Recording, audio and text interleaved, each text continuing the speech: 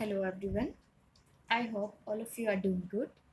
I'm here with a video in which I'm going to elaborate about physical world.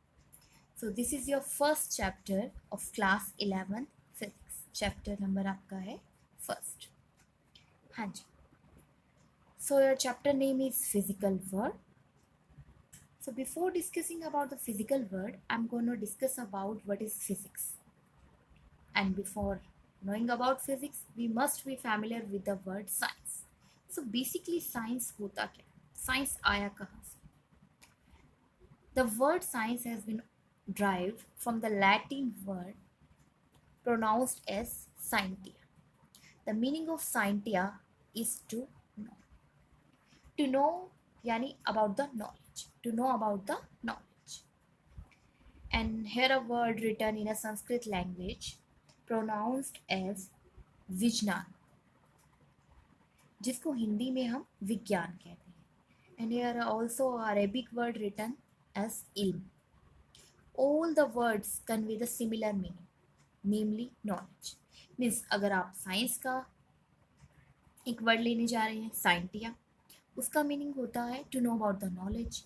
But आप संस्कृत का word लेते हो विज्ञान, उसका भी सेम मीनिंग है. आप अरेबिक का वर्ड लेते हो इल्म, उसका भी सेम मीनिंग है. ये डिफरेंट लैंग्वेजेस जो हैं सब एक ही वर्ड एक ही फैक्ट को क्या कर रही हैं, प्रोसीड कर रही हैं. जस्ट आपको क्या शो करा जा रहा है कि सब वर्ड्स किसको रिप्रेजेंट कर रहे हैं, नॉलेज को रिप्रेजेंट कर रहे हैं.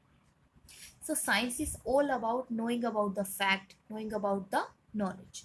साइंस को बेसिकली अभी तक आपने 10th स्टैंडर्ड तक जो पढ़ा है, 3 ही कैटेगरीज में उसे डिवाइड किया गया है, फिजिक्स, केमिस्ट्री एंड बायोलॉजी.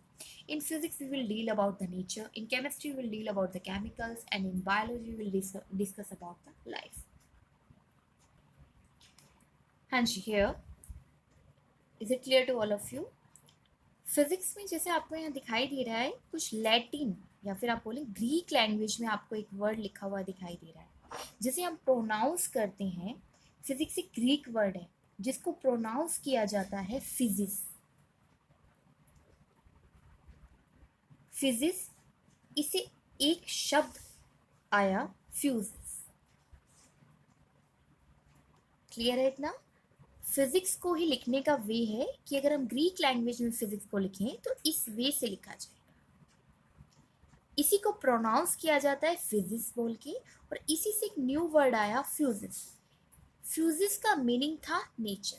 तो basically in physics we deal about nature and natural phenomena. Nature and natural phenomena means the formation of rainbow, the revolution of earth around the sun, the revolution of moon around the earth, and all those processes which occurs in nature commonly. तो इन सब की explanation के लिए कौन responsible है, कौन इन सब की एक्सप्लेनेशन को वेरीफाइड करती है? फिजिक्स. तो फिजिक्स वो ब्रांच है जिसके अंदर हम नेचर और नेचुरल फिनोमिना के बारे में पढ़ते हैं. सबसे more important as a key point I have written here that there is nothing final in science. तो साइंस में और जो हम ब्रांच डिस्कस कर रहे हैं यहाँ फिजिक्स में कुछ भी फाइनल नहीं होता. कुछ भी फाइनल नहीं होता है मीन्स जैसे कि अगर हम डिस्कस करें तो 10th क्लास में हमने एक चैप्टर पढ़ा था, first chapter of physics which is reflection and refraction of light, जिसमें हमने लाइट को एज ए रे कंसिडर किया था. बट स्टिल अब तक लाइट को एज ए रे नहीं माना जाता. इसके बाद इसकी में एक और इवोल्यूशन हुई, लाइट को हमने एज ए वेव कंसिडर किया. But now duality principle is also accepted. Means light as a wave and as a particle दोनों ही बिहेवियर को क्या करती है, शो करती है. तो बेसिकली क्या है कि साइंस के अंदर कुछ भी फाइनल नहीं होता. नेक्स्ट, हाँ जी, जिस तरीके से नेचर कुछ लॉज को, कुछ प्रिंसिपल को गवर्न करती है, कैसे गवर्न करती है? अगर हम देखें, सर्दी के बाद गर्मी, गर्मी के बाद सर्दी, दिन के बाद रात. ठीक है, मॉर्निंग शेड्यूल से भी आप देखते हैं तो कैसे बोलते हैं, morning, good afternoon, good evening, good night.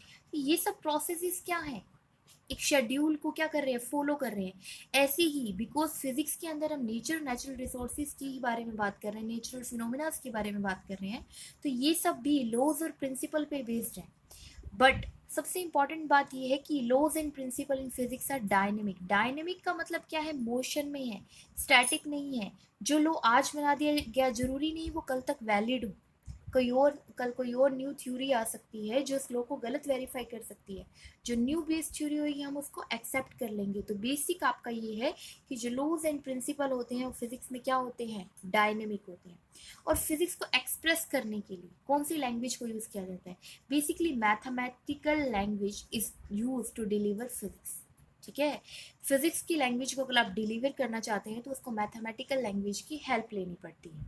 उसको डिलीवर करने के लिए हमें मैथमेटिक्स का फुल सपोर्ट चाहिए होता है। हाँ जी, as scientist researchers are try to explore the physics behind all the natural processes, they follow a process that is what we call as scientific method.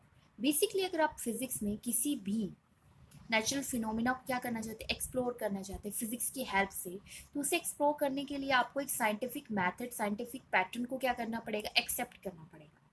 Scientific method have 5 interconnected steps. Basically किसी भी चीज़ को verify करने के लिए, explore करने के लिए science में, फिजिक्स की लैंग्वेज में 5 आपकी इंटरकनेक्टेड स्टेप्स हैं, जो हर एक स्टेप दूसरे स्टेप से क्या है, कनेक्टेड है। तो let's see all this steps.